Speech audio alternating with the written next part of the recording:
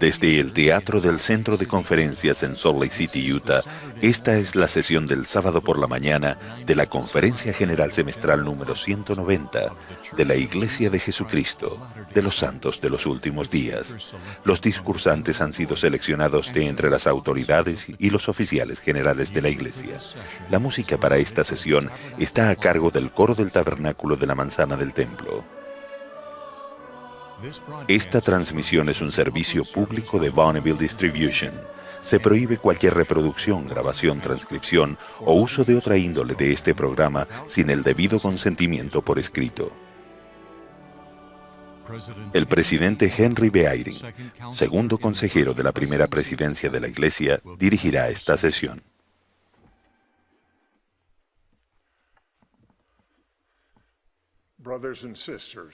Hermanos y hermanas, les damos la bienvenida a la sesión del sábado por la mañana de la Conferencia General Semestral número 190 de la Iglesia de Jesucristo de los Santos de los Últimos Días, y extendemos una cordial bienvenida a los miembros y amigos que participan de esta conferencia en todo el mundo, donde sea que se encuentren. Estamos profundamente agradecidos por la tecnología que nos permite reunirnos una vez más. El presidente Russell M. Nelson, quien preside la conferencia, me ha pedido que dirija esta sesión, la cual se transmite desde el Teatro del Centro de Conferencias en Salt Lake City, Utah. Reconocemos la presencia de los miembros de la primera presidencia y del quórum de los 12 apóstoles que están sentados en el estrado esta mañana. La música para esta sesión estará a cargo del coro del Tabernáculo de la Manzana del Templo. Esta ha sido grabada previamente y estará bajo la dirección de varios directores y organistas. El coro comenzó esta reunión cantando Truth Eternal, la verdad eterna. Y ahora nos deleitará con Praise to the Lord the Almighty, loor al Señor, al Todopoderoso. La primera oración la ofrecerá el elder Patrick Kieran, presidente mayor de los 70, después de la cual el coro cantará Siento el amor de mi Salvador. Nuestro amado Padre Celestial, nos reunimos aquí en esta conferencia mundial para regocijarnos en la vida, el ministerio y el don expiatorio de nuestro Salvador Jesucristo. Rogamos por todos aquellos que no están bien en el cuerpo, alma y mente, y por aquellos que están pasando por momentos de dolor. También a aquellos que están escuchando y viendo esta conferencia, especialmente aquellos que se sientan perdidos. Por favor, rogamos por la paz, el consuelo y el poder sanador que esté sobre ellos. Buscamos tu bendición sobre todos aquellos que están sufriendo y están siendo afligidos por el COVID-19. También te pedimos por la guía para que bendigas a todos los líderes del mundo a medida que puedan regresar a la gracia y dignidad y a tener una vida pública y civilizada. Rogamos por aquellos que se dirigirán a nosotros. Humildemente reconocemos que el Evangelio de Jesucristo vive con gozo para todos aquellos. Y ofrezco esta oración con mucho agradecimiento en el nombre de Jesucristo. Amén.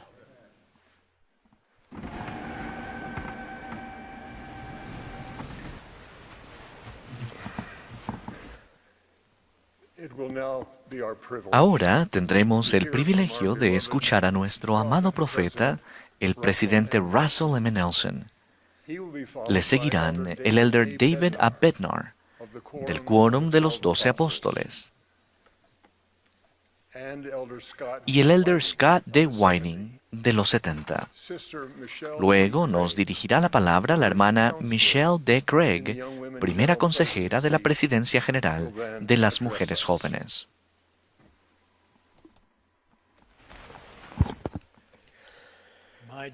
Mis queridos hermanos y hermanas, cuánto gozo siento por estar con ustedes al inicio de la Conferencia General Semestral número 190 de la Iglesia de Jesucristo de los Santos de los Últimos Días.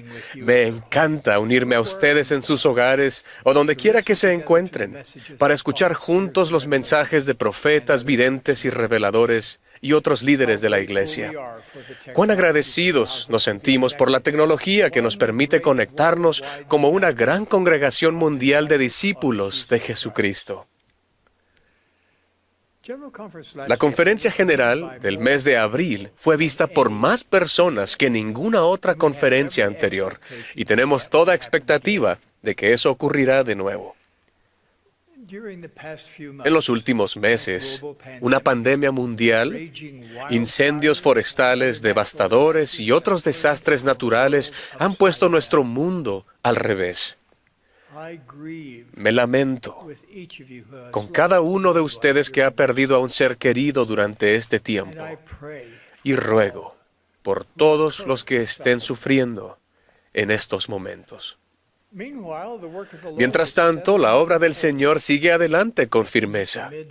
En medio del distanciamiento social, las mascarillas y las reuniones en Zoom, hemos aprendido a hacer algunas cosas de forma diferente y otras incluso de manera más eficaz. Los momentos inusuales pueden brindar recompensas inusuales. Nuestros misioneros y líderes de misión han sido ingeniosos, resilientes y extraordinarios. Aun cuando la mayoría de los misioneros han tenido que encontrar maneras nuevas y creativas de hacer su trabajo, muchas misiones han reportado que han estado enseñando más que antes. Tuvimos que cerrar los templos por un tiempo y algunos proyectos de construcción se retrasaron brevemente. Pero ahora todos siguen adelante. En el año 2020, habremos dado la palada inicial de 20 templos nuevos. La obra de historia familiar ha crecido de forma exponencial. Se han creado muchos barrios y estacas nuevos. Y nos complace informar que la Iglesia ha brindado ayuda humanitaria relacionada con la pandemia a 895 proyectos en 150 países. El aumento del estudio del Evangelio en muchos hogares está resultando en testimonios y relaciones familiares más fuertes. Una madre escribió: "Nos sentimos mucho más cerca de nuestros hijos y nietos ahora que nos reunimos por Zoom todos los domingos. Cada uno de ellos se turna para expresar lo que piensa sobre Ven, sígueme. Las oraciones por los integrantes de la familia han cambiado porque entendemos mejor lo que necesitan. Es mi oración que como pueblo estemos aprovechando este tiempo singular para crecer espiritualmente. Estamos aquí en la tierra para ser probados, para ver si escogeremos seguir a Jesucristo, arrepentirnos regularmente, aprender y progresar. Nuestro espíritu anhela progresar, y la mejor manera de hacerlo es permaneciendo firmes en la senda de los convenios. En medio de todo, nuestro Padre Celestial y su Hijo Jesucristo nos aman y se preocupan por nosotros.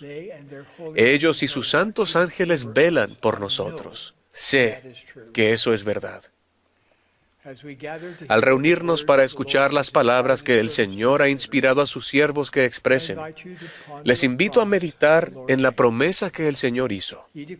Él declaró que todo aquel que quiera puede asirse a la palabra de Dios, que es viva y poderosa, que partirá por medio toda la astucia y las artimañas del diablo y guiará al discípulo de Cristo por un camino estrecho y angosto.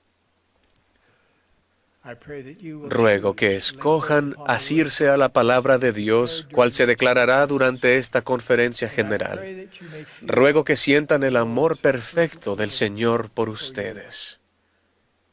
En el sagrado nombre de Jesucristo. Amén.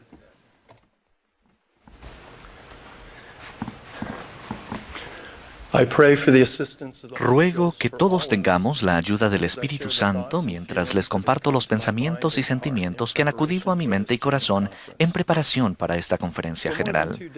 Durante más de 2 décadas antes de ser llamado a servir tiempo completo en la Iglesia, trabajé como profesor y administrador universitario. Mi responsabilidad principal como profesor era ayudar a los alumnos a que aprendan por sí mismos. Un elemento vital de mi trabajo consistía en crear, calificar y brindar comentarios sobre el desempeño de los alumnos en las pruebas. Como sabrán por experiencia personal, las pruebas no suelen ser la parte del proceso de aprendizaje que más gusta a los alumnos. Sin embargo, las pruebas periódicas son absolutamente esenciales para el aprendizaje. Una prueba eficaz nos ayuda a comparar lo que necesitamos saber con lo que realmente sabemos sobre un tema específico. Proporciona además un estándar con el cual evaluar nuestro aprendizaje y desarrollo. Asimismo, las pruebas en la escuela de la vida son un elemento vital de nuestro progreso eterno.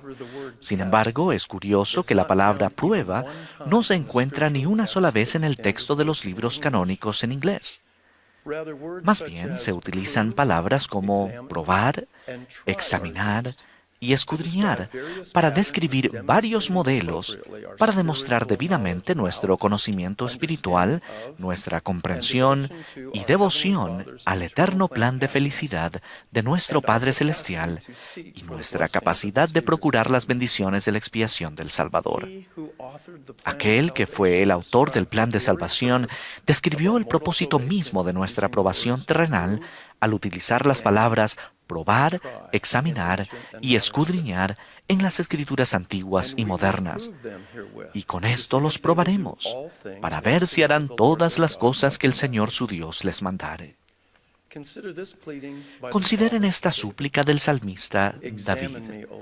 Pruébame, oh Jehová, y examíname, escudriña mi mente y mi corazón, porque tu misericordia está delante de mis ojos, y en tu verdad he andado.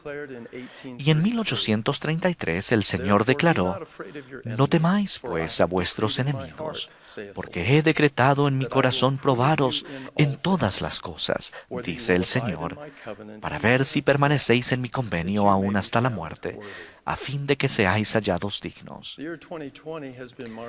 Al año 2020 lo ha caracterizado en parte una pandemia mundial que nos ha probado, examinado y escudriñado de muchas formas. Ruego que como personas y familias estemos aprendiendo las valiosas lecciones que solo las experiencias difíciles nos pueden enseñar. Espero también que todos reconozcamos más plenamente la grandeza de Dios y que Él consagre nuestras aflicciones para nuestro provecho. Hay 2 principios básicos que pueden guiarnos y fortalecernos al enfrentar circunstancias que nos prueban y escudriñan en nuestra vida, cualesquiera que sean. Primero, el principio de la preparación y segundo, el principio de seguir adelante con firmeza en Cristo. Primero, la preparación. Como discípulos del Salvador, se nos manda lo siguiente: preparad todo lo que fuere necesario y estableced una casa, sí, una casa de oración, una casa de ayuno, una casa de fe, una casa de instrucción, una casa de gloria, una casa de orden, una casa de Dios. También se nos promete, si estáis preparados, no temeréis. Y para que os escapéis del poder del enemigo y vengáis a mí, un pueblo justo, sin mancha e irreprochable. Estos pasajes de las Escrituras proporcionan un marco perfecto para organizar y preparar nuestra vida y nuestro hogar, tanto temporal como espiritualmente. Nuestros esfuerzos por prepararnos para las experiencias probatorias de la vida terrenal deben seguir el ejemplo del Salvador, que de modo progresivo crecía en sabiduría y en estatura y en gracia para con Dios y los hombres. Un equilibrio combinado de preparación intelectual, física, espiritual y social.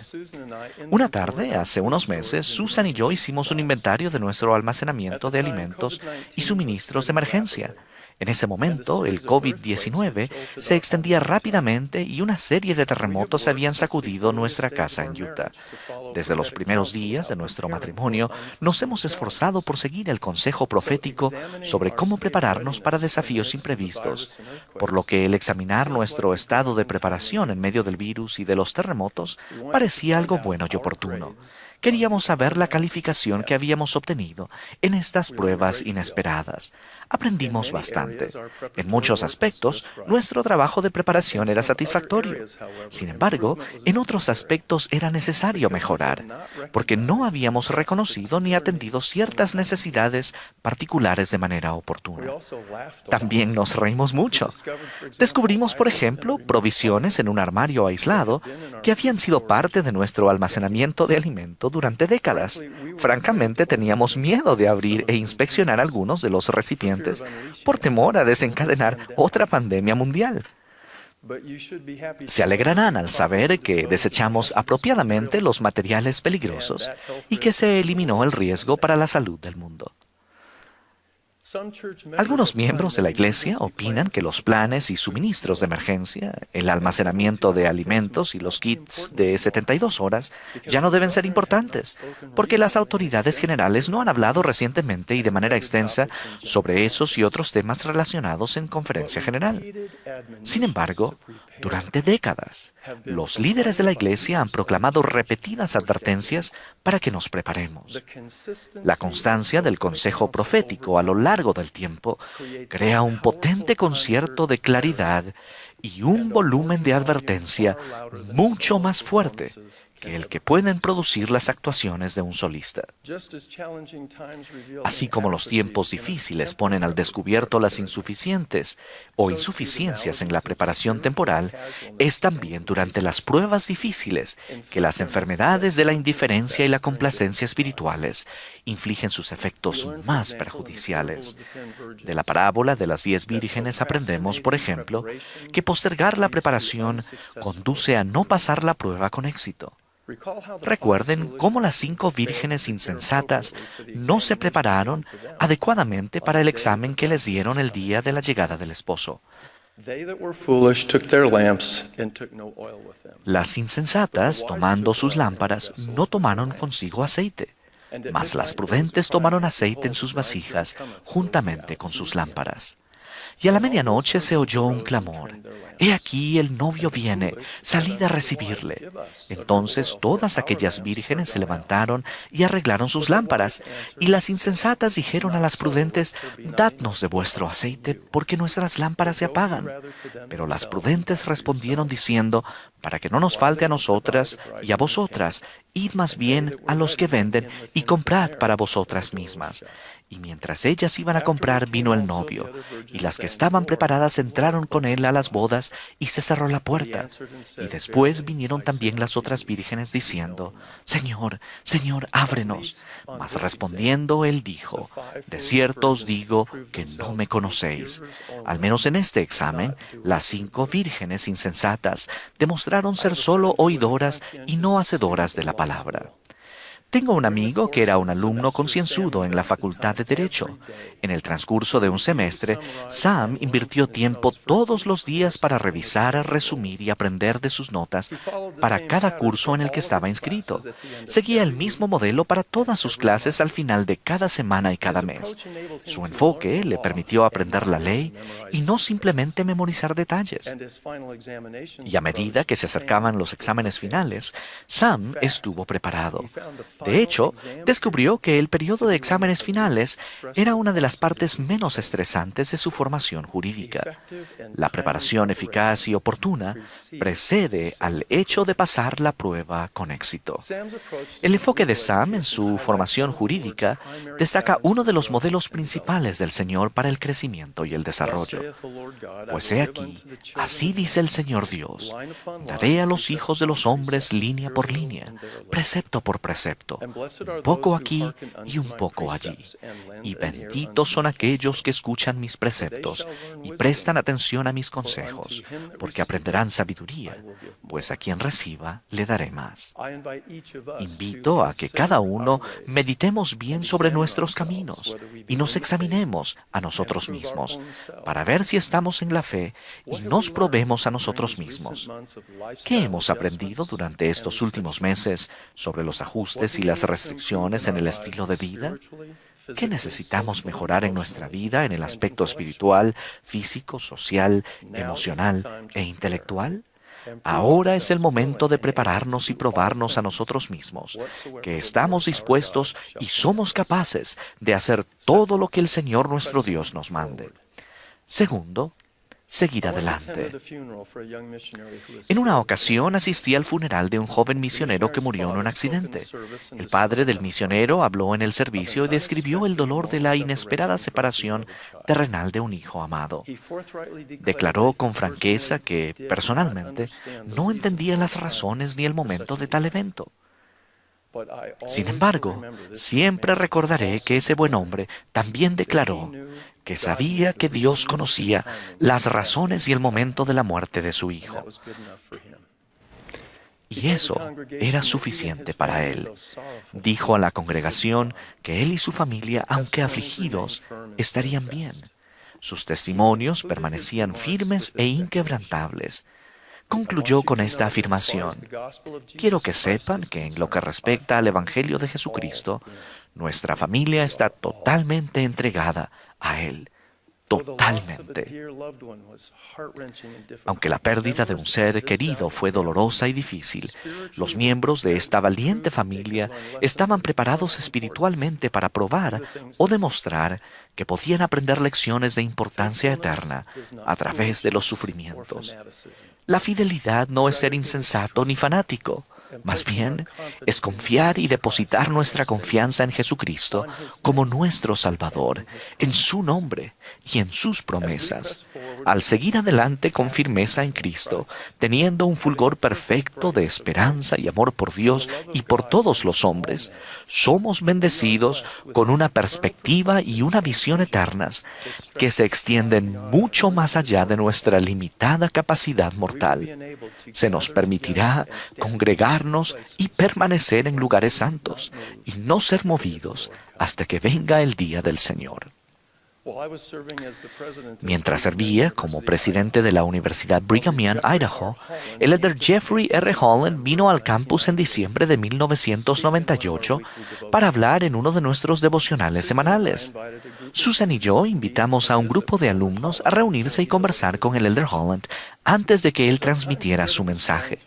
Hacia el final de la conversación, le pregunté al elder Holland: si usted pudiera enseñarle a estos alumnos tan solo una cosa, ¿cuál sería? Él respondió: estamos presenciando un movimiento cada vez mayor hacia la polaridad.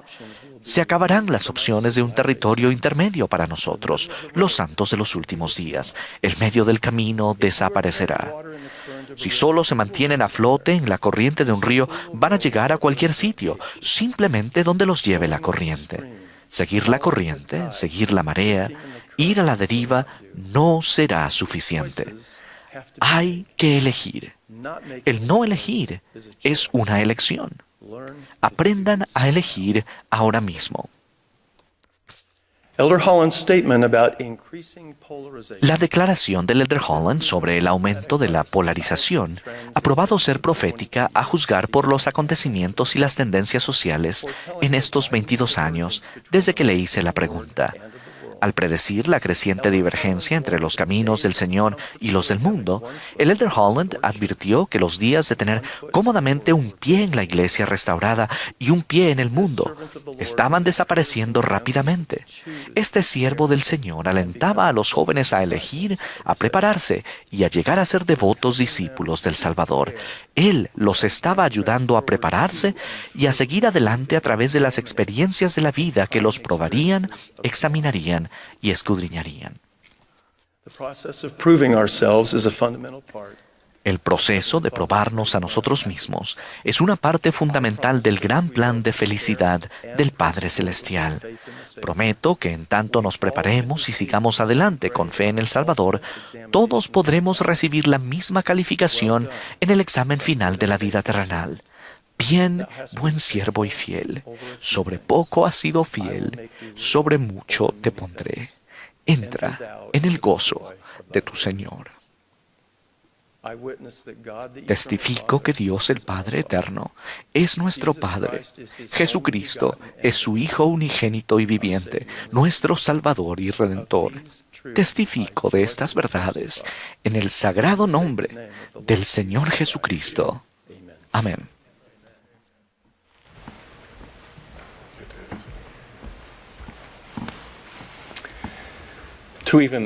Para el estudiante minucioso de la vida y del ministerio de Jesucristo, la admonición del Salvador de ser aún como yo soy resulta desalentadora y en apariencia inalcanzable. Quizás ustedes son como yo, conscientes de sus defectos y fracasos. Sería más cómodo mentalmente caminar por un sendero sin cuestas arriba y con poco crecimiento. Sin duda, esta enseñanza es poco realista y exagerada.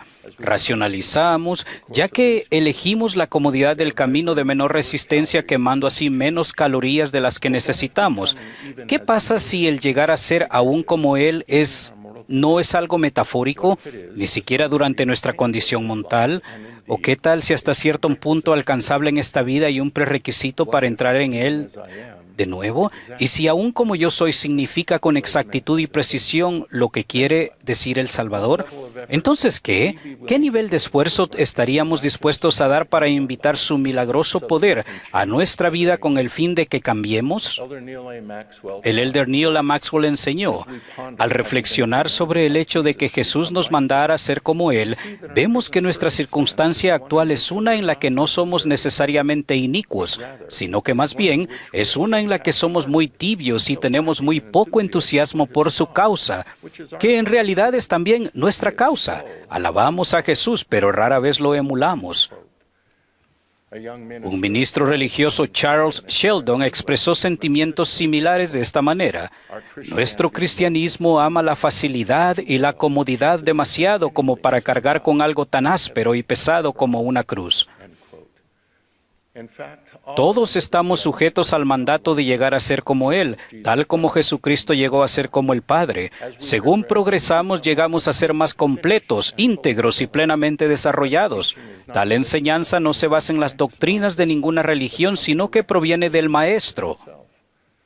Es a través de este lente que se debe vivir la vida, considerar la comunicación con los demás y fomentar las relaciones. No hay otra forma de sanar las heridas de las relaciones quebrantadas o de una sociedad fracturada que la de que cada uno de nosotros emule más al Príncipe de Paz. Pensemos en cómo empezar una búsqueda reflexiva, deliberada e intencional de llegar a ser como Él es, obteniendo los mismos atributos de Jesucristo.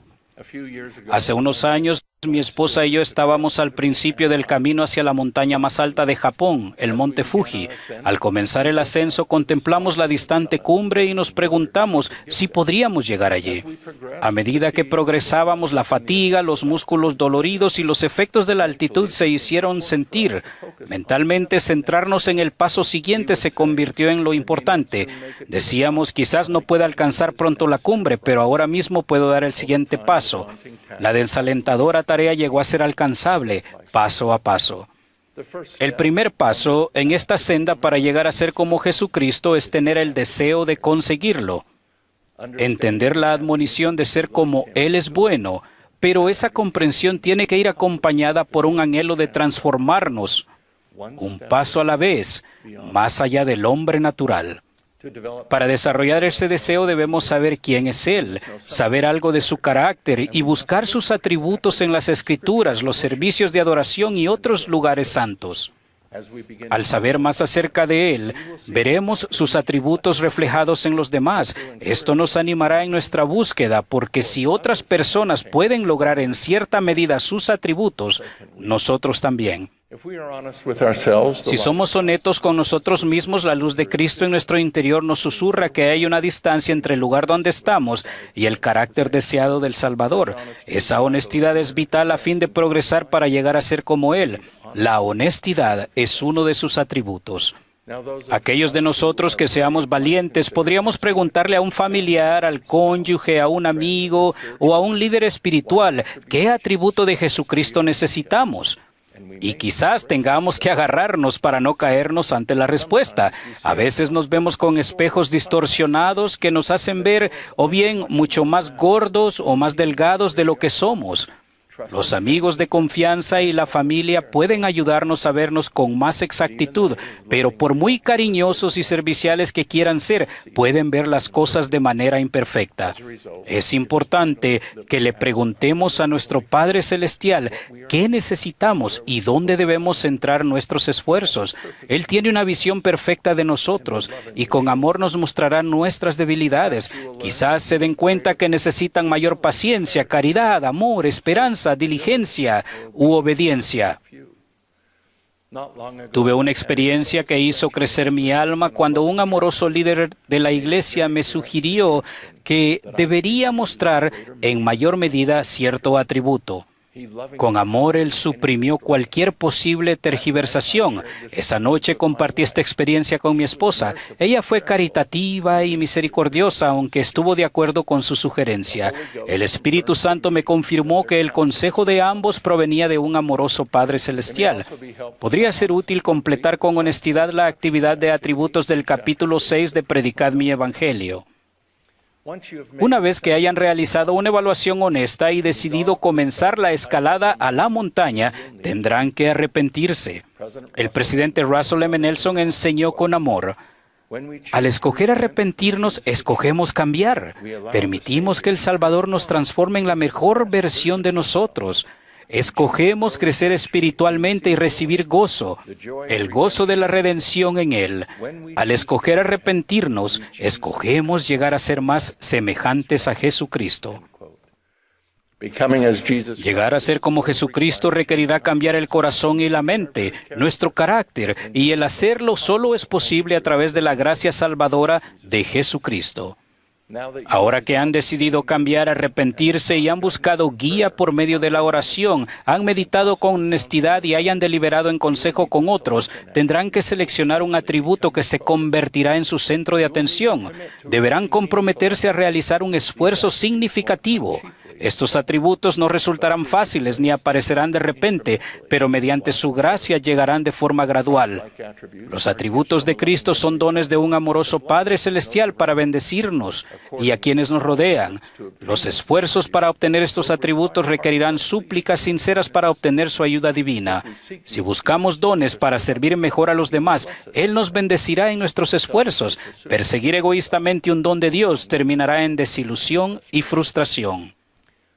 Al centrarse en un atributo necesario, a medida que progresen en la obtención de ese atributo, comenzarán a adherirse a ustedes otros atributos. ¿Cómo puede alguien que se centra profundamente en la caridad no aumentar en amor y en humildad? ¿Cómo puede alguien que se centra en la obediencia no obtener mayor diligencia y esperanza? Sus esfuerzos para obtener un atributo se convierten en la marea que levanta todos los barcos del puerto. Mientras me esfuerzo por llegar a ser como Él, es importante registrar mis experiencias y lo que estoy aprendiendo. Mientras estudio con uno de sus atributos en la mente, las Escrituras se convierten en nuevas al ver ejemplos de este atributo en sus enseñanzas, ministerio y discípulos. Mi vista se centra más en reconocer ese atributo en los demás. He observado a personas maravillosas, tanto dentro como fuera de la iglesia, que tienen atributos que lo emulan a Él. Son ejemplos de cómo esos atributos pueden manifestarse en simples mortales por medio de su gracia. Para ver un progreso tendrán que efectuar un esfuerzo sostenido. Al igual que escalar una montaña requiere preparación, resistencia y perseverancia durante el ascenso. Este viaje requerirá un esfuerzo y sacrificio verdaderos. El verdadero cristianismo en el cual nos esforzamos por ser como nuestro Maestro siempre ha requerido nuestros mejores esfuerzos. Una advertencia. El mandamiento de ser como Él no pretende hacerles sentirse culpables, indignos o no amados. Toda nuestra experiencia mortal se basa en progresar, intentar, fracasar y alcanzar el éxito. Por mucho que mi esposa y yo hayamos deseado poder cerrar los ojos y transportarnos mágicamente a la cumbre, la vida no se trata de eso. Son lo suficientemente buenos y amados, pero eso no significa que aún estén completos. Hay trabajo que efectuar en esta vida y en la venidera. Solo con su ayuda divina progresaremos para llegar a ser como Él. En esta época en que todas las cosas parecen estar en conmoción y el temor está al parecer sobre todo pueblo, el único antídoto, el único remedio es esforzarse en ser como el Salvador, el Redentor de toda la humanidad, la luz del mundo, y buscar a aquel que declaró: "Yo soy el camino". Sé que llegar a ser como Él por medio de su ayuda divina y fuerza es alcanzable paso a paso. Si no fuera así, Él no nos habría dado este mandamiento. Sé que esto es verdad, en parte porque veo atributos de Él en muchos de ustedes. De estas cosas testifico en el nombre de Jesucristo. Amén.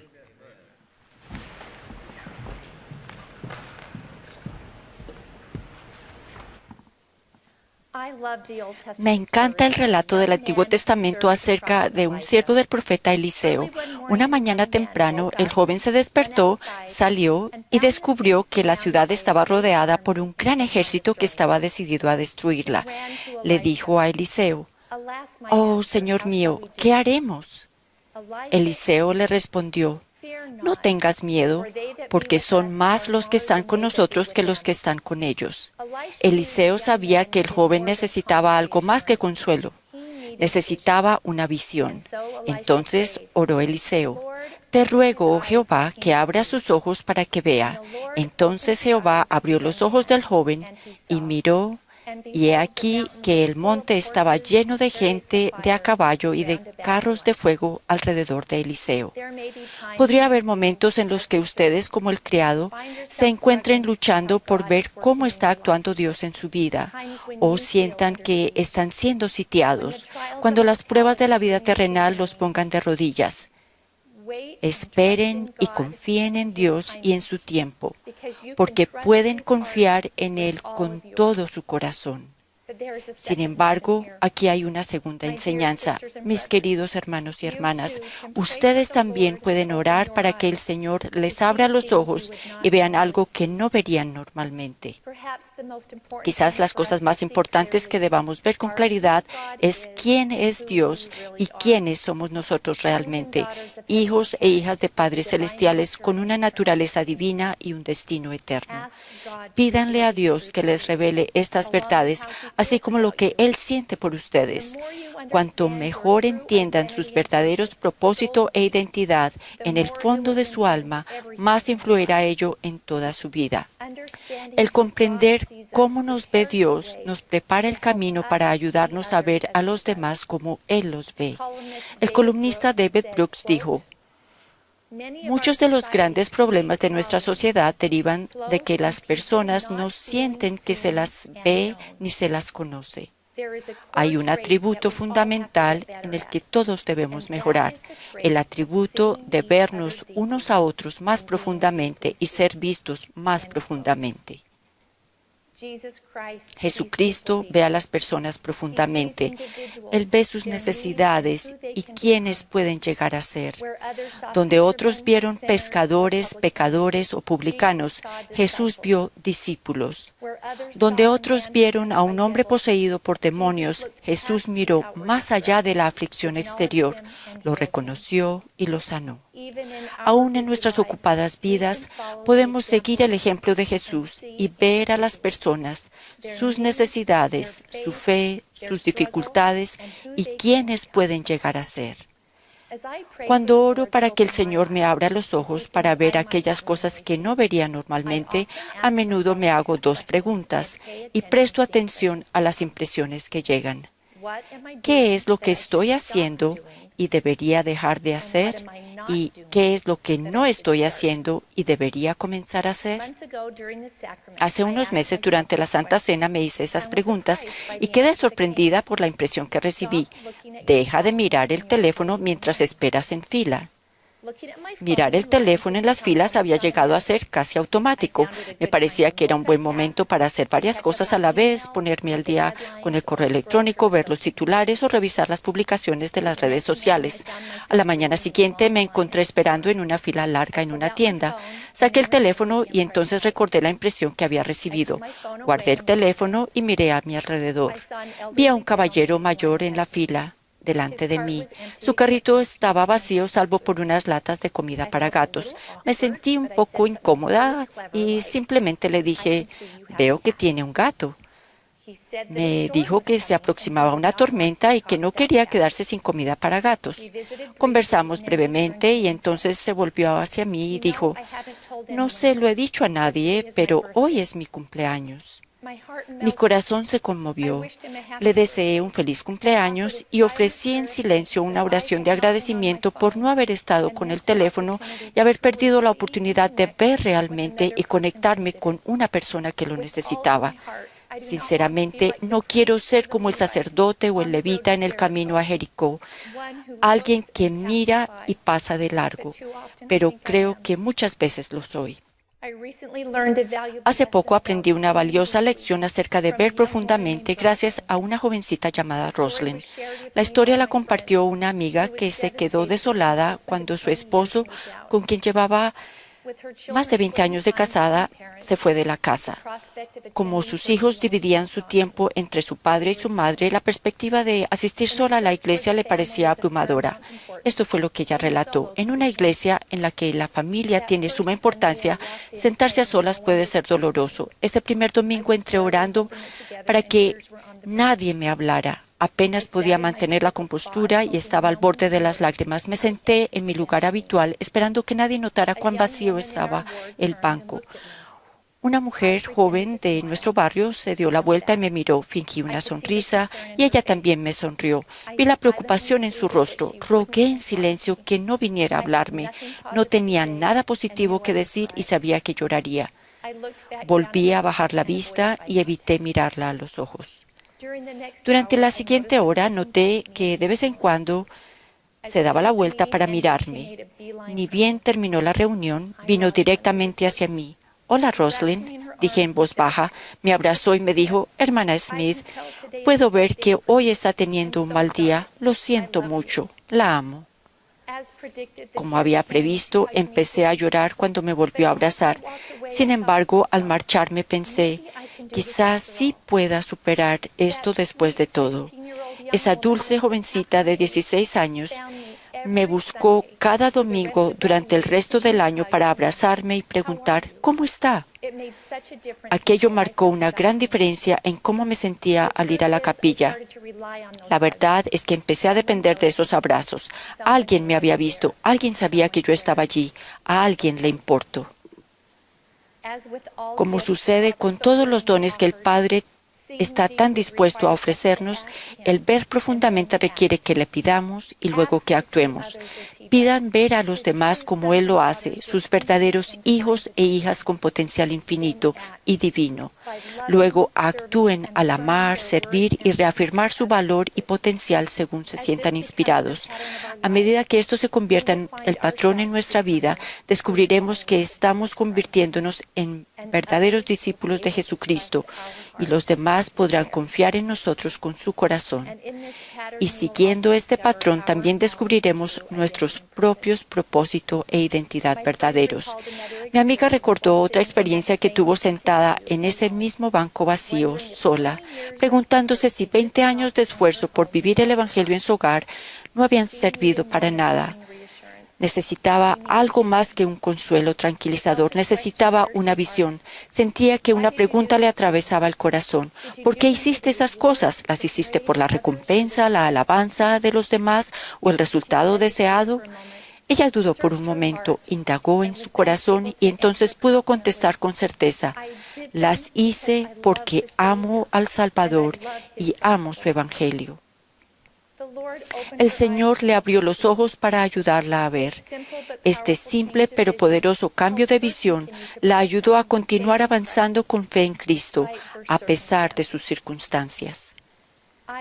Testifico que Jesucristo nos ama y puede darnos ojos para ver, incluso cuando sea difícil, incluso cuando estemos cansados, incluso cuando nos sintamos solos e incluso cuando los resultados no sean los que esperábamos. Mediante su gracia, Él nos bendecirá y aumentará nuestra capacidad. Mediante el poder del Espíritu Santo, Cristo nos permitirá vernos a nosotros mismos y ver a los demás como Él lo hace. Y con su ayuda podemos discernir qué es lo más necesario. Podemos empezar a ver la mano del Señor trabajando y resolviendo los pormenores habituales de nuestra vida. Veremos profundamente. Entonces, en ese gran día, cuando Él aparezca, seremos semejantes a Él, porque lo veremos tal como es, para que tengamos esta esperanza. Es mi oración en el nombre de Jesucristo. Amén.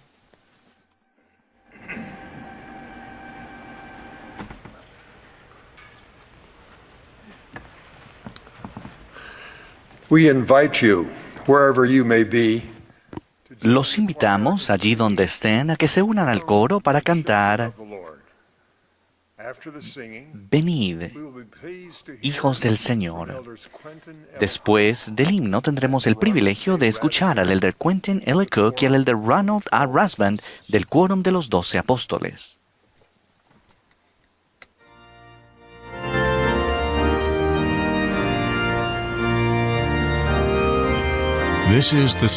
Esta es la sesión del sábado por la mañana de la Conferencia General Semestral número 190 de la Iglesia de Jesucristo de los Santos de los Últimos Días.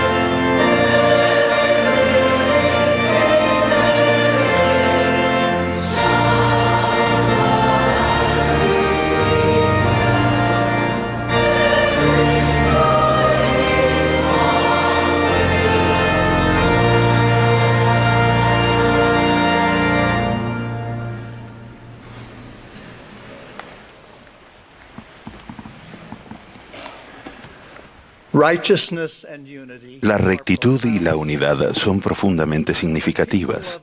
Cuando las personas aman a Dios con todo su corazón y se esfuerzan con rectitud por llegar a ser como Él, Hay menos conflictos y contención en la sociedad. Hay más unidad.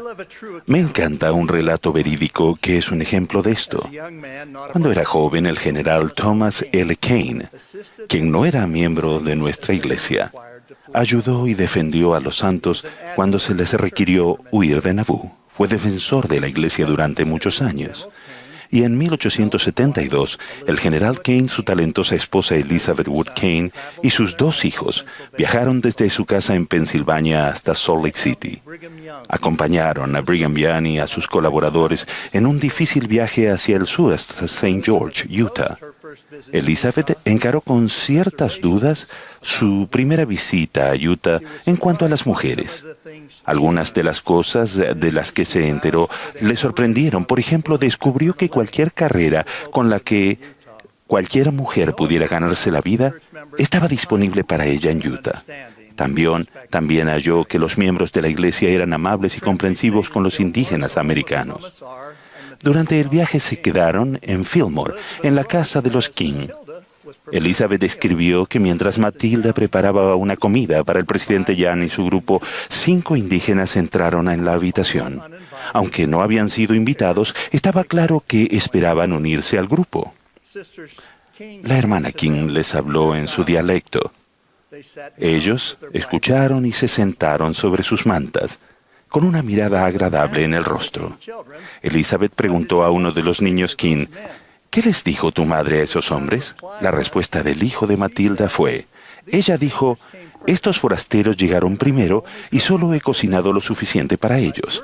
Pero la comida de ustedes está cocinándose en el fuego ahora y les llamaré tan pronto como esté lista. Elizabeth preguntó otra vez al niño, ¿realmente hará eso o simplemente les dará sobras en la puerta de la cocina? El niño de Matilda respondió, mamá les servirá igual que a ustedes y les dará un lugar en su mesa. Y así lo hizo. Y ellos comieron con perfectos modales. Elizabeth explicó que su opinión sobre esa anfitriona creció un 100%.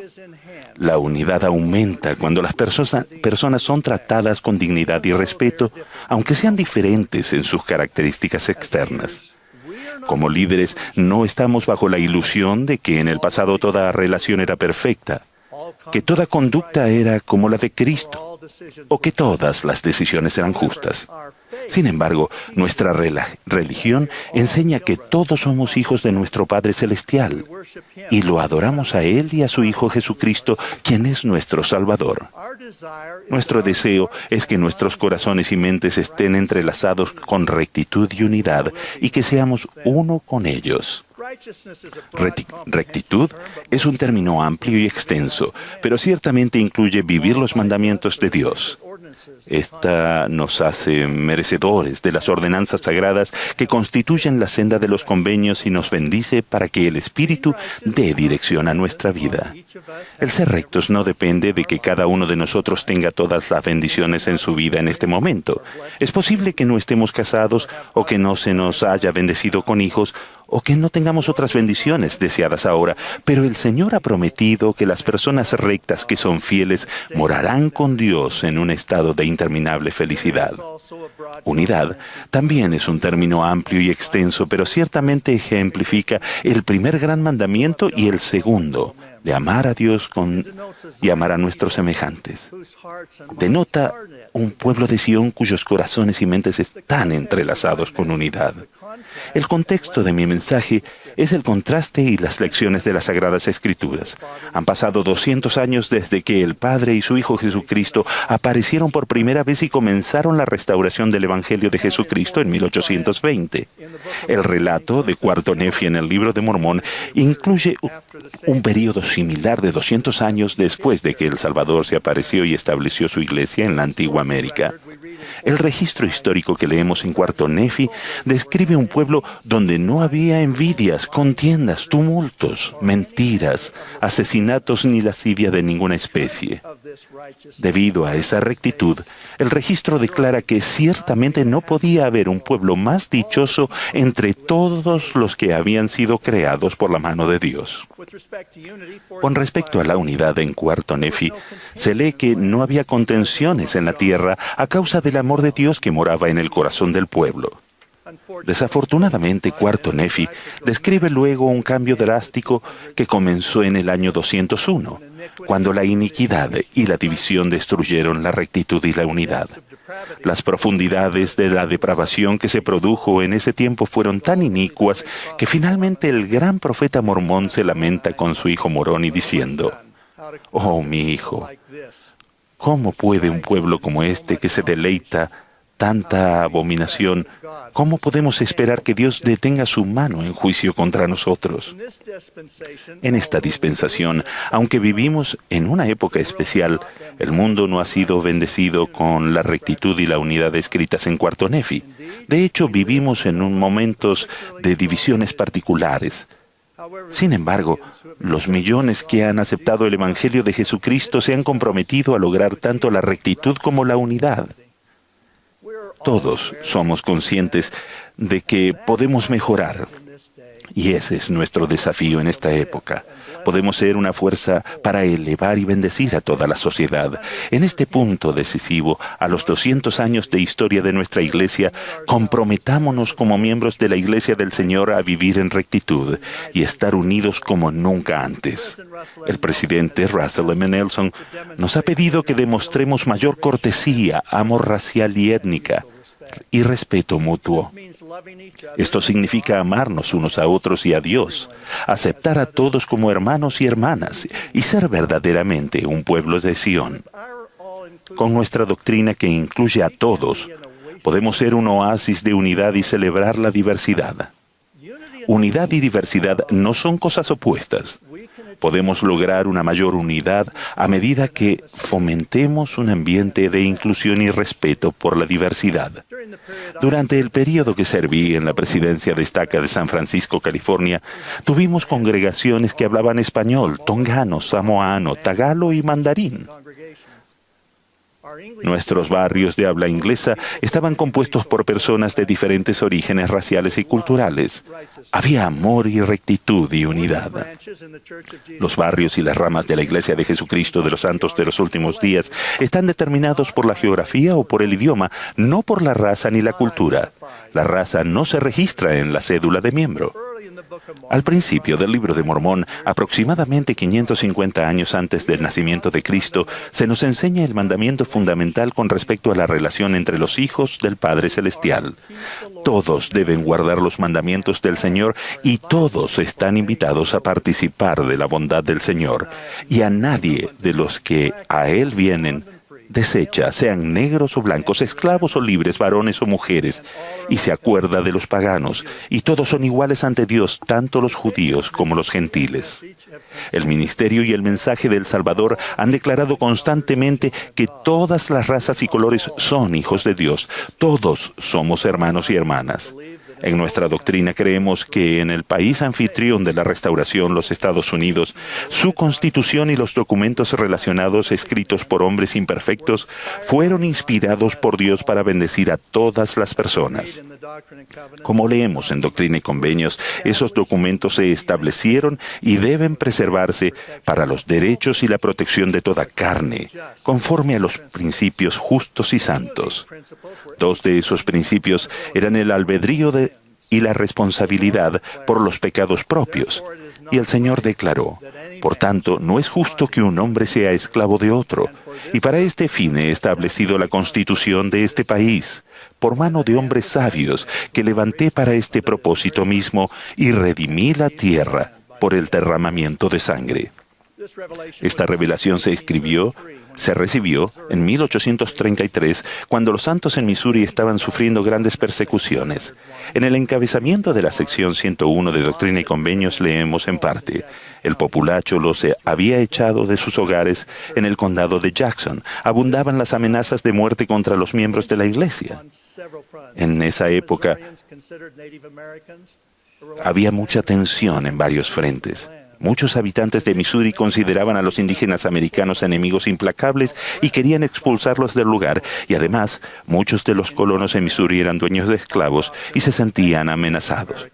Por el contrario, nuestra doctrina respetaba a los indígenas americanos y nuestro deseo era enseñarles el Evangelio de Jesucristo. Con respecto a la esclavitud, nuestras escrituras habían dejado en claro que ningún hombre debe ser esclavo de otro. Al final, los santos fueron expulsados violentamente de Missouri y luego obligados a trasladarse al oeste. Los santos prosperaron y hallaron la paz que acompaña a la rectitud, la unidad y el vivir el Evangelio de Cristo. Me regocijo en la oración intercesora del Salvador registrada en el Evangelio de Juan. El Salvador reconoció que el Padre lo había enviado y que Él, el Salvador, había acabado la obra que fue enviado a hacer. Él oró por sus discípulos y por quienes creerán en Cristo, para que todos sean uno, como tú, oh Padre, en mí, y yo en ti, que también ellos sean uno en nosotros. La unidad es por lo que oró Cristo antes de su traición y crucifixión.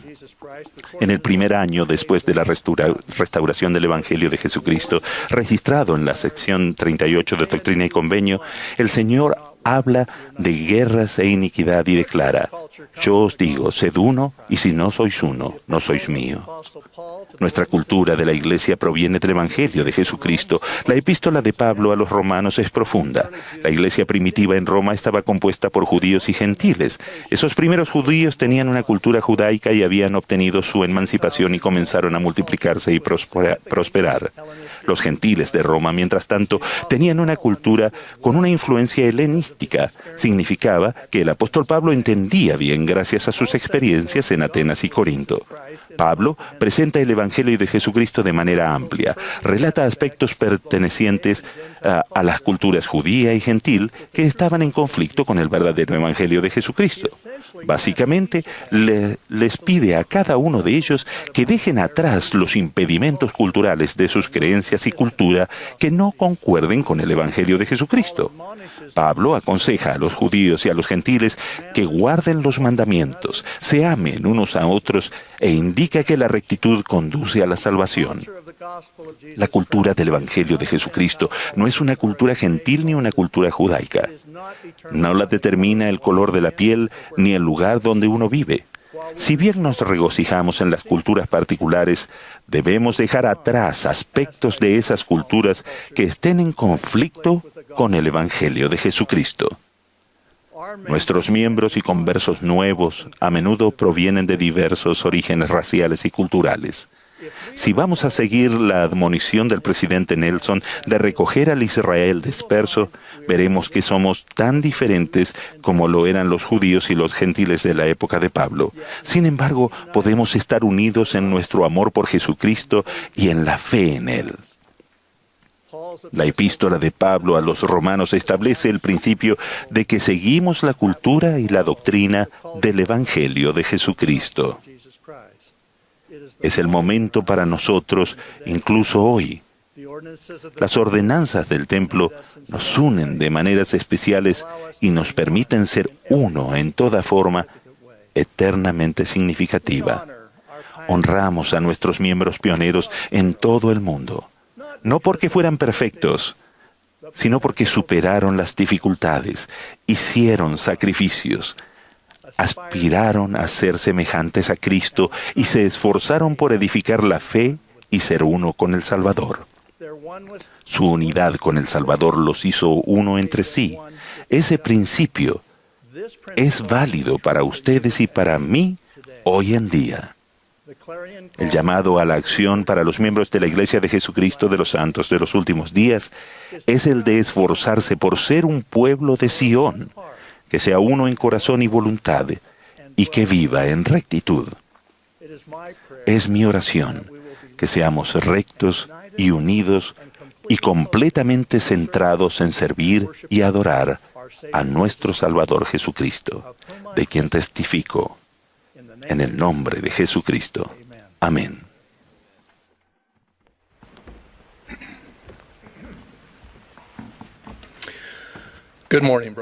Buenos días, hermanos y hermanas.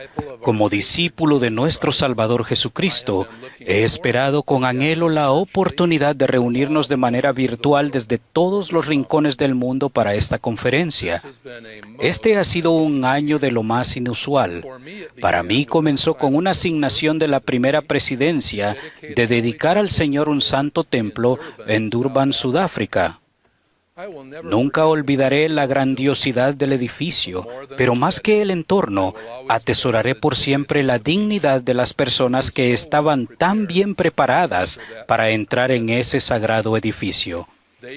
Llegaron listas para participar de una de las bendiciones supremas de la restauración, la dedicación de una casa del Señor.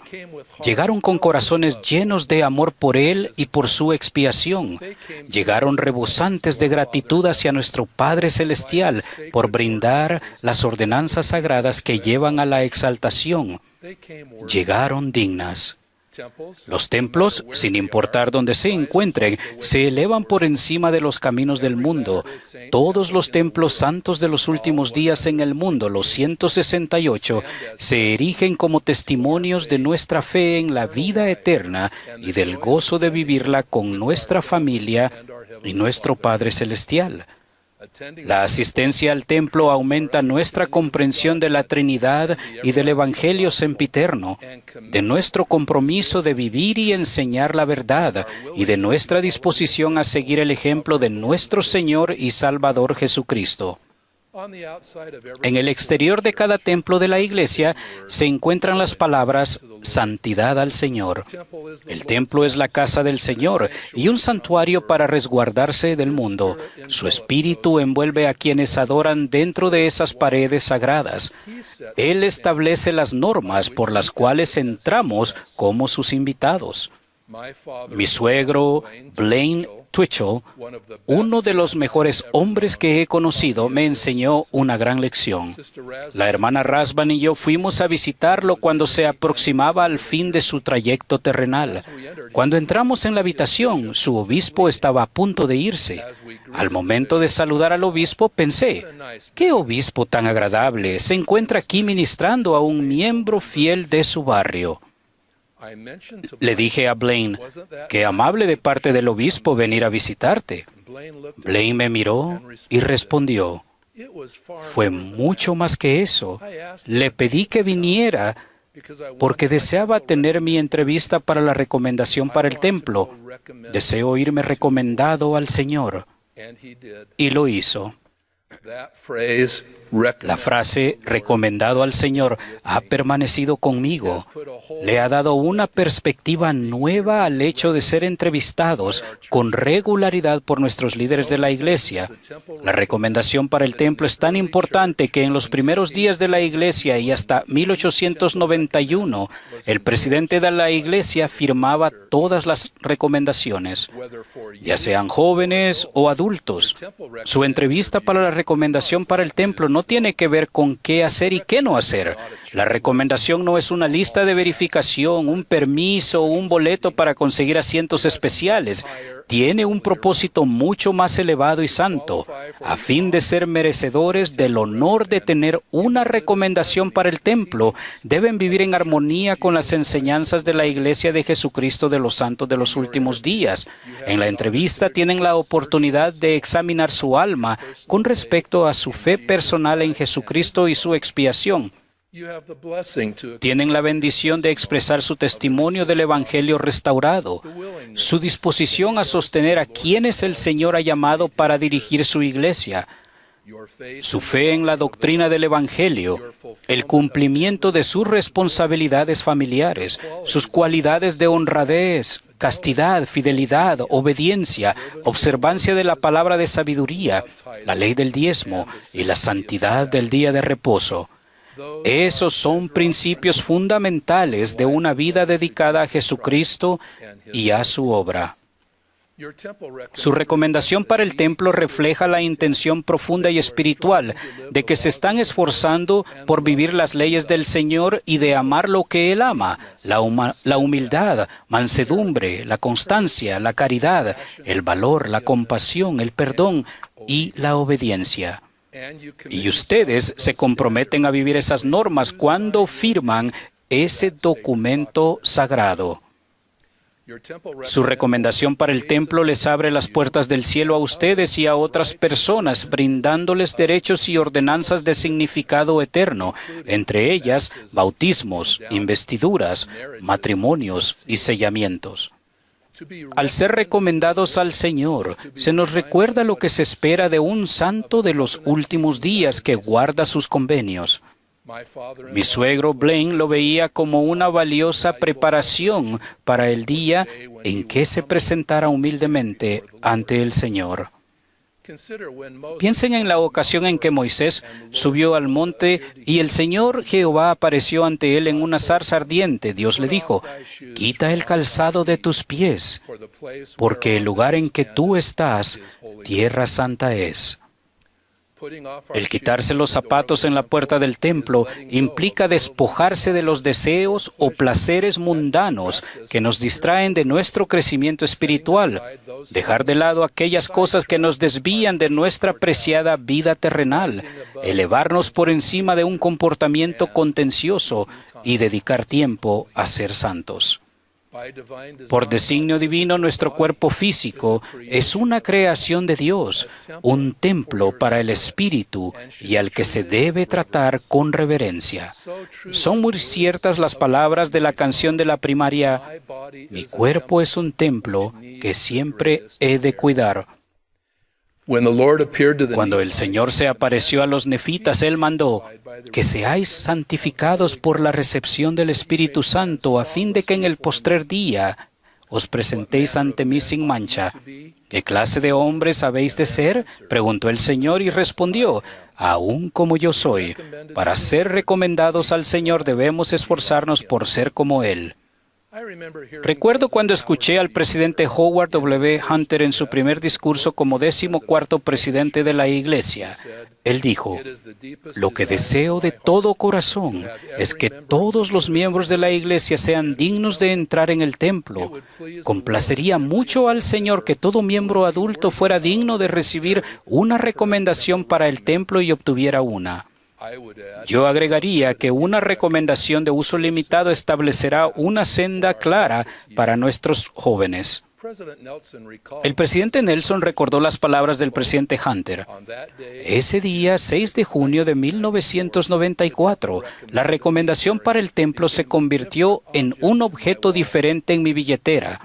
Antes de eso era un medio para lograr un fin. Era el medio que me permitía entrar a una sagrada casa del Señor. Pero luego de que él hiciera esa declaración, se convirtió en un fin en sí mismo. Se convirtió en mi símbolo de obediencia a un profeta de Dios.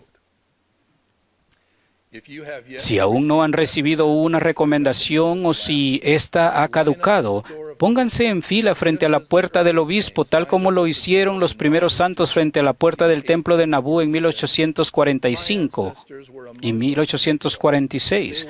Mis antepasados se encontraban entre esos fieles. Estaban abandonando su hermosa ciudad y dirigiéndose al oeste, pero sabían que en el templo les esperaban experiencias sagradas.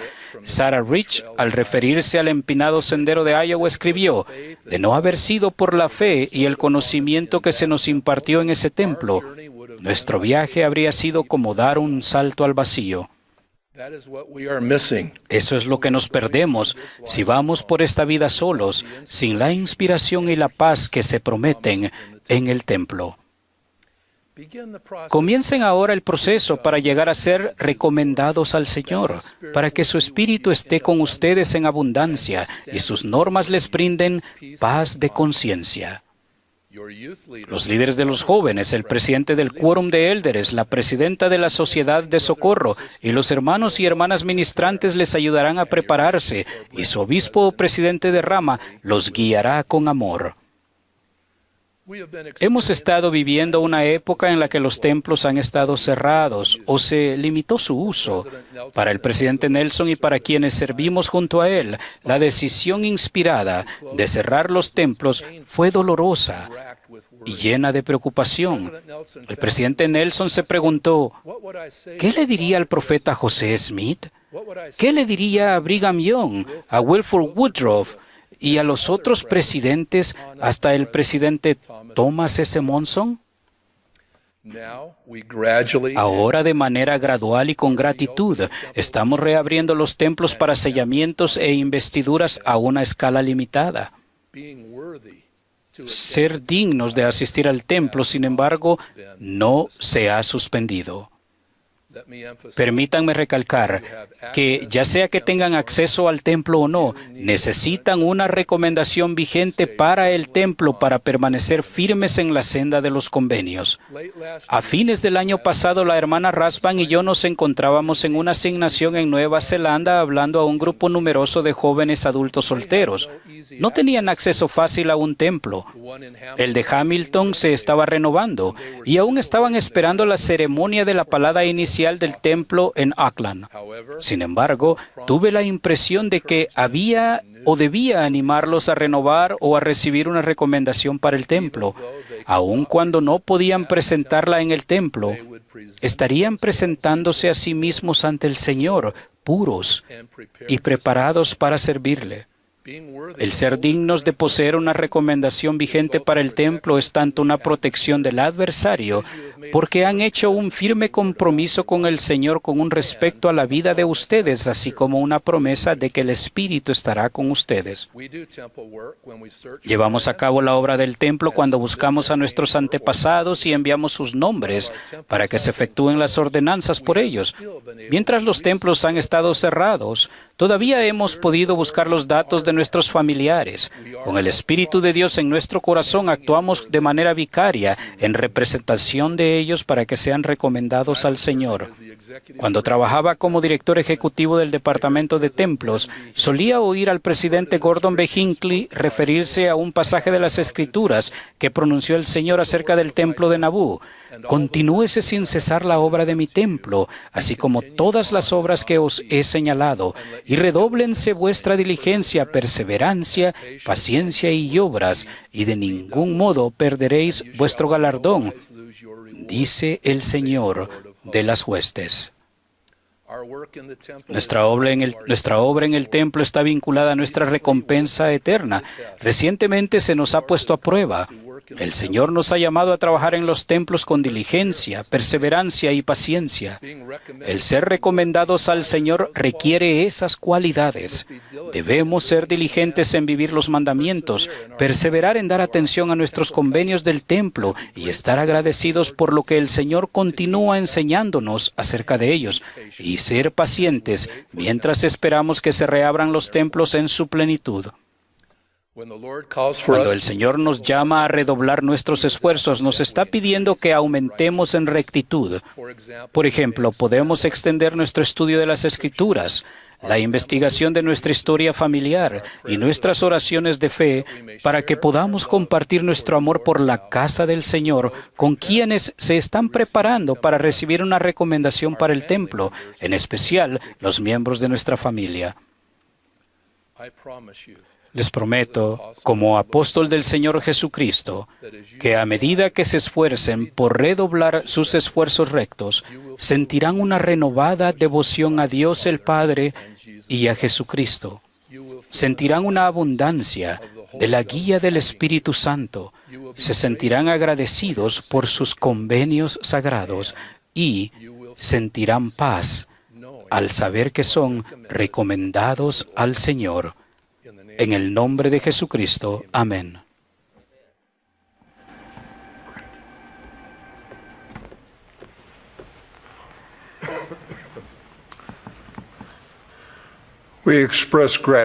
Agradecemos al coro del tabernáculo de la manzana del templo por la bella música. El coro ahora cantará ¿En el mundo he hecho bien? El último discursante de esta sesión será el presidente Dallin H. Oaks, primer consejero de la primera presidencia. Luego de sus palabras, el coro concluirá esta reunión cantando Amad a otros. La última oración la ofrecerá el elder Juan A. Uceda, de los 70.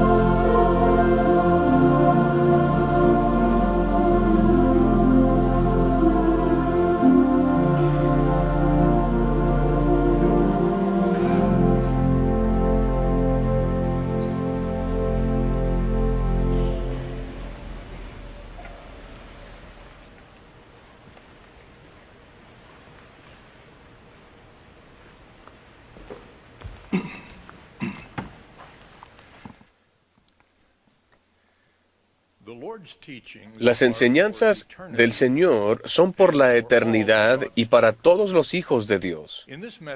En este mensaje proporcionaré algunos ejemplos de los Estados Unidos, pero los principios que enseñaré se pueden poner en práctica en todas partes. Vivimos en una época de ira y odio en el ámbito de las relaciones y normas políticas. Lo experimentamos este verano, cuando algunas personas fueron más allá de las protestas pacíficas y se involucraron en comportamientos destructivos. También lo vemos en algunas campañas actuales para ocupar cargos públicos. Algo de esto se ha extendido a nuestras reuniones de la Iglesia, donde ha habido declaraciones políticas y referencias hirientes. En un gobierno democrático siempre tendremos diferencias en cuanto a los candidatos y las normas propuestas. No obstante, como seguidores de Cristo, debemos renunciar a la ira y al odio con que se debaten o condenan las decisiones políticas en muchos casos. Veamos una de las enseñanzas de nuestro Salvador que probablemente sea muy conocida, pero que rara vez se practica. Oísteis que fue dicho, amarás a tu prójimo y aborrecerás a tu enemigo. Pero yo os digo, amad a vuestros enemigos, bendecid a los que os maldicen, haced bien a los que os aborrecen, y orad por los que os ultrajan y os persiguen. Durante generaciones se había enseñado a los judíos a odiar a sus enemigos, y en esos momentos sufrían bajo la dominación y las crueldades de la ocupación romana. Sin embargo, Jesús les enseñó a amar a sus enemigos y a hacer el bien a los que os aborrecían. ¡Qué enseñanzas tan revolucionarias para las relaciones personales y políticas! Sin embargo, eso sigue siendo lo que nuestro Salvador nos manda a hacer. En el libro de Mormón leemos, porque en verdad os digo, que aquel que tiene el espíritu de contención no es mío, sino es del diablo, que es el padre de la contención. Y él irrita los corazones de los hombres para que contiendan con ira unos con otros. Amar a nuestros enemigos y a nuestros adversarios no es fácil. La mayoría de nosotros no ha llegado todavía a ese estado de amor y perdón, observó el presidente Hinckley, y agregó, requiere casi más autodisciplina que la que podemos tener. Sin embargo, eso debe ser esencial, ya que es parte de los dos grandes mandamientos del Salvador. Amarás al Señor tu Dios y amarás a tu prójimo como a ti mismo. Y debe ser posible, porque Él también enseñó, pedid y se os dará, buscad y hallaréis. ¿Cómo guardamos estos mandamientos divinos en un mundo donde también estamos sujetos a las leyes del hombre?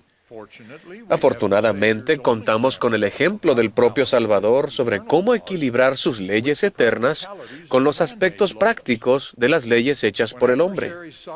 Cuando sus adversarios intentaron atraparlo con la pregunta de si los judíos debían pagar impuestos a Roma, señaló la efigie del César en las monedas y declaró, pues dad a César lo que es de César, y a Dios lo que es de Dios. Por tanto, hemos de seguir las leyes de los hombres, dar a César, para vivir pacíficamente bajo la autoridad civil, y seguimos las leyes de Dios hacia nuestro destino eterno. Pero ¿cómo lo hacemos? En especial, ¿cómo aprendemos a amar a nuestros adversarios y enemigos? La enseñanza del Salvador de no contender con ira es un buen primer paso. El diablo es el padre de la contención, y él es quien tienta a los hombres a contender con ira. Promueve la enemistad y las relaciones de odio entre las personas y los grupos. El presidente Thomas S. Monson enseñó que la ira es la herramienta de Satanás, ya que enojarse es ceder a la influencia de Satanás. Nadie puede hacernos enojar. Es nuestra decisión. La ira es el camino hacia la división y la enemistad. Cuando evitamos la ira y la hostilidad hacia aquellos con los que no estamos de acuerdo, nos ayuda a progresar en el amor por nuestros adversarios. También ayuda el que incluso estemos dispuestos a aprender de ellos. Una de las maneras de desarrollar el poder de amar a los demás es el método sencillo descrito en un musical de hace mucho tiempo. Cuando intentamos comprender a personas de una cultura distinta y relacionarnos con ellas, deberíamos tratar de llegar a conocerlas. En innumerables circunstancias, la sospecha e incluso la hostilidad de los desconocidos ceden a la amistad y aún al amor cuando los contactos personales generan comprensión y mutuo acuerdo. Una ayuda aún mejor para aprender a amar a nuestros adversarios y enemigos es buscar entender el poder del amor. Les presento 3 de las muchas enseñanzas proféticas sobre esto. El profeta José Smith enseñó que un dicho avalado por el tiempo afirma que el amor engendra amor. Demos amor abundantemente, mostremos bondad hacia todo el género humano. El presidente Howard W. Hunter enseñó: el mundo en que vivimos se beneficiaría grandemente si todos los hombres y las mujeres pusieran en práctica el amor puro de Cristo, que es bondadoso, misericordioso y humilde. No tiene envidia ni orgullo. No busca nada a cambio. Ni tiene lugar para el prejuicio, el odio ni la violencia. Alienta a las personas a que convivan en amor cristiano, no obstante sus creencias religiosas, su raza, nacionalidad, nivel económico, educación o su cultura. El presidente Russell M. Nelson nos ha instado a ensanchar nuestro círculo de amor para abarcar a toda la familia humana. Una parte esencial del amor a nuestros enemigos es dar al César, honrando las leyes de nuestros distintos países. Aunque las enseñanzas de Jesús eran revolucionarias, Él no enseñó ni la revolución ni el quebrantar las leyes. Él enseñó un camino mejor. La revelación moderna enseña lo mismo. Ninguno quebrante las leyes del país, porque quien guarda las leyes de Dios no tiene necesidad de infringir las leyes del país. Sujetaos, pues, a las potestades existentes. Y nuestro artículo de fe, escrito por el profeta José Smith, después de que los primeros santos sufrieran una severa persecución por parte de los gobernantes de Missouri, declara: creemos en estar sujetos a los reyes, presidentes, gobernantes y magistrados, en obedecer, honrar y sostener la ley. Esto no significa que estemos de acuerdo con todo lo que se hace con fuerza de la ley. Significa que obedecemos las leyes actuales y nos valemos de medios pacíficos para modificarla. También significa que aceptamos de forma pacífica los resultados de las elecciones. No participaremos en actos violentos amenazados por las personas decepcionadas con el resultado. En una sociedad democrática siempre tenemos la oportunidad y el deber de persistir pacíficamente hasta las próximas elecciones.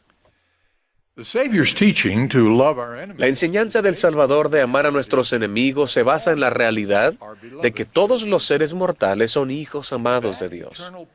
Ese principio eterno y algunos principios básicos de las leyes fueron puestos a prueba en las recientes protestas en muchas ciudades de Estados Unidos.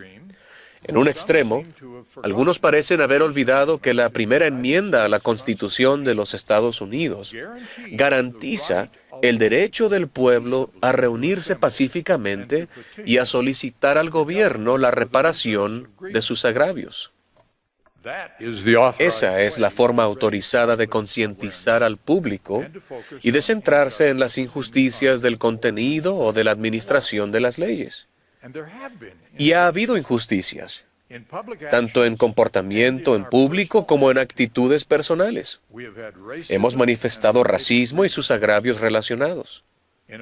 En un persuasivo ensayo personal, la reverenda Teresa A. Deer de la Asociación Nacional para el Progreso de las Personas de Color nos ha recordado que el racismo florece en el odio, la opresión, la pasividad, la indiferencia y el silencio. Como ciudadanos y como miembros de la Iglesia de Jesucristo de los Santos de los Últimos Días, debemos mejorar para ayudar a erradicar el racismo. En el otro extremo, una minoría de participantes y partidarios de estas protestas y de los actos ilegales que se han derivado de ellas, parecen haber olvidado que las protestas protegidas por la Constitución son protestas pacíficas. Los manifestantes no tienen el derecho a destruir, vandalizar o robar propiedades, ni a socavar los legítimos poderes policiales del gobierno. La Constitución y las leyes no contienen ninguna invitación a la revolución o a la anarquía. Todos nosotros, policías, manifestantes, partidarios y espectadores, debemos entender los límites de nuestros derechos y la importancia de nuestros deberes para permanecer dentro de los límites de la ley en vigor. Abraham Lincoln tenía razón cuando dijo: "No hay agravio alguno que justifique el resarcimiento mediante la ley del populacho". El resarcimiento de agravios a través de los populachos constituye un resarcimiento por medios ilegales. Eso es anarquía, una condición que no cuenta con gobiernos reales ni con policía formal, que socava los derechos individuales en lugar de protegerlos. Una de las razones por las que las recientes protestas en los Estados Unidos resultaron espeluznantes para muchos fue que las hostilidades e ilegalidades que experimentan diversos grupos étnicos en otras naciones no deben experimentarse en los Estados Unidos. Este país tiene que ser mejor en la erradicación del racismo, no solo contra estadounidenses de raza negra, que fueron los más visibles en las recientes protestas, sino también contra los latinos, los asiáticos y otros grupos. La historia del racismo de esta nación no es una de aciertos y debemos mejorar. Estados Unidos fue fundado por inmigrantes de diferentes nacionalidades y diversas etnias. Su propósito unificador no fue establecer una religión en particular, ni perpetuar ninguna de las diversas culturas o lealtades tribales de los antiguos países. Nuestra generación fundadora procuró unificarse por medio de una constitución y leyes nuevas. Eso no quiere decir que nuestros documentos unificadores o la comprensión entonces vigente de su significado fueran perfectos. La historia de los primeros 2 siglos de los Estados Unidos mostró la necesidad de muchos refinamientos, como el derecho al voto de las mujeres y, en particular, la abolición de la esclavitud, incluyendo leyes que garantizarían que los que habían sido esclavizados disfrutaran de todas las condiciones de la libertad. 2 eruditos de la Universidad de Yale nos recordaron hace poco: a pesar de todos sus defectos, los Estados Unidos está provisto de manera única para unir a una sociedad diversa y dividida. Sus ciudadanos no tienen que elegir entre una identidad nacional y el multiculturalismo. Los estadounidenses pueden tener ambas cosas. Sin embargo, la clave es el patriotismo constitucional. Debemos permanecer unidos por y a través de la Constitución, independientemente de nuestros desacuerdos ideológicos. Hace muchos años, un ministro de Asuntos Exteriores británico brindó este magnífico consejo durante un debate en la Cámara de los Comunes: ni tenemos aliados eternos, ni tenemos enemigos perpetuos.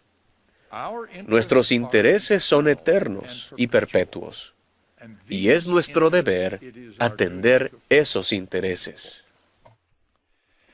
That is a good secular reason. Esa es una buena razón secular para atender los intereses eternos y perpetuos en los asuntos políticos. Además, la doctrina de la Iglesia del Señor nos enseña otro interés eterno para guiarnos. Las enseñanzas de nuestro Salvador que inspiraron la Constitución de los Estados Unidos y las leyes básicas de muchos de nuestros países. La lealtad a la ley vigente en lugar de la lealtad a los aliados temporales es la mejor forma de amar a nuestros adversarios y a nuestros enemigos, a medida que buscamos la unidad en la diversidad. Saber que todos somos hijos de Dios nos proporciona una visión divina del valor de todas las personas y la voluntad y la capacidad de elevarnos por encima de los prejuicios y el racismo. Después de haber vivido en muchas partes de esta nación, el Señor me ha enseñado que es posible obedecer y procurar mejorar las leyes de nuestra nación y también amar a nuestros adversarios y a nuestros enemigos. Si bien no es fácil, es posible con la ayuda de nuestro Señor Jesucristo. Él dio el mandamiento de amar y nos promete su ayuda si procuramos obedecer. Testifico que nuestro Padre Celestial y su Hijo Jesucristo nos aman y nos ayudarán. En el nombre de Jesucristo. Amén.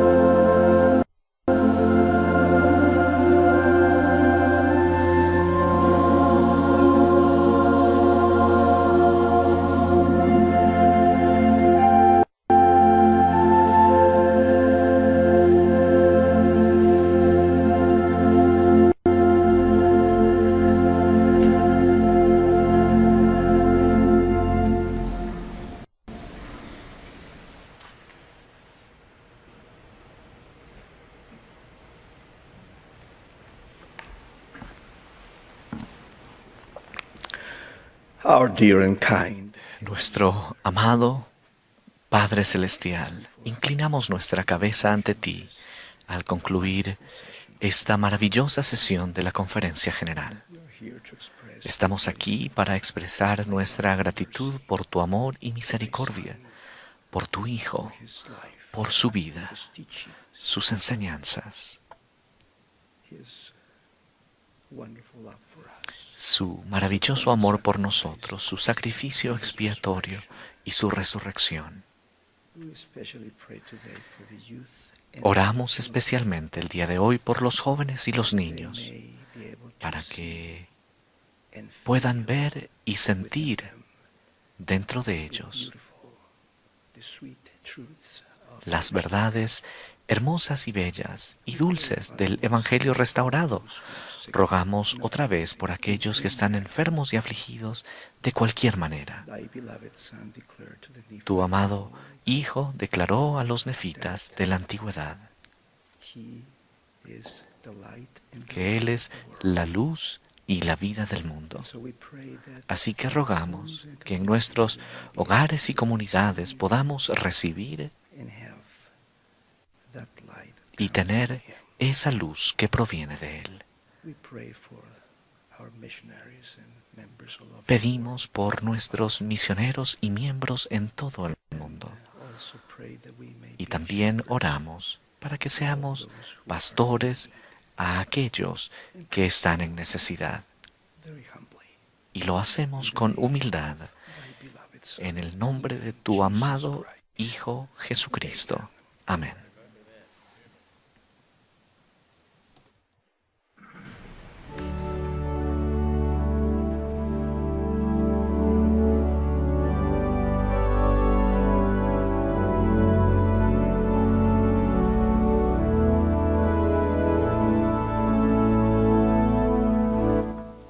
Esta ha sido la transmisión de la sesión del sábado por la mañana de la Conferencia General Semestral número 190 de la Iglesia de Jesucristo de los Santos de los Últimos Días.